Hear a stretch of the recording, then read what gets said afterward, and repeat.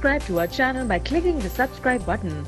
Click the bell button and enjoy the latest uploads from our channel.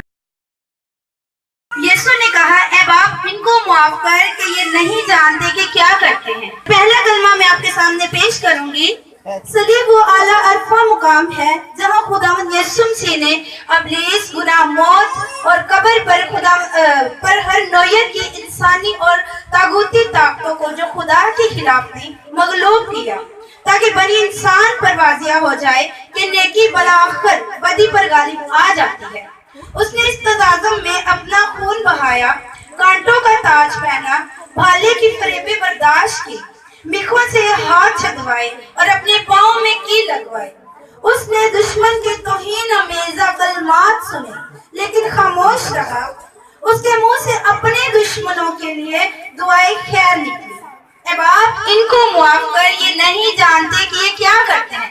خدا باپ نے ایک بار پھر ان کے لیے اس برکت کو مانگا خدا سے کہ یہ آج مجھے اذیت دے رہے ہیں، لیکن مجھے چاہیے کہ میں ان کے لیے برکت کا باعث بنوں، میں ان کے لیے برکت چاہوں۔ یہ کلمہ مسیح خداوند کی دعائیں زندگی کا آئینہ دار ہے۔ کلام حق کا مطالعہ کرنے سے پتہ چلتا ہے کہ یسوع نے اپنی خدمت کا آغاز بھی دعا سے کیا اور اب اختتام بھی دعا سے کر رہا ہے۔ اے باپ ان کو معاف کر، یہ الفاظ غور طلب ہیں، کیونکہ اپنی زمینی زندگی میں اور بشارت کے دوران مسیح نے کبھی ایسے الفاظ نہیں بولے۔ دعا کرنے سے رک جانا اس تسلی اور تشفی سے محروم ہو جانے کے مترادف ہیں جس کی اس دکھ بھری گھڑی میں ہمیں ضرورت ہے۔ میں محسوس کرتی ہوں کہ اس کی صلیب کے سامنے گھٹنے ٹیک کر اسے سجدہ کروں۔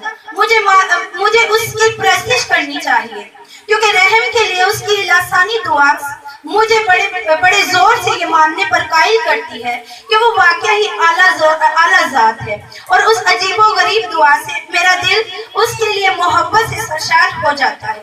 آج بھی آسمان کی بلندیوں سے عظیم سردار کاہن مجرم انسان کی شفاعت کرتا ہے، حکمت سے بھرپور ہے جن کی وہ شفاعت کرتا ہے، ان کے لیے وہ وہی چیز مانگتا ہے جس کی انہیں سب سے زیادہ ضرورت ہے۔ گناہگاروں کے لیے وہ دعا کرتا ہے کہ اے باپ ان کو معاف کر۔ مسیح بڑی حکمت سے ایسی برکت کے لیے دعا کر رہا تھا۔ آسمان پر بھی وہ کامل حکمت سے ہماری شفاعت کرتا ہے۔ خداوند ہمیں برکت دے، آمین۔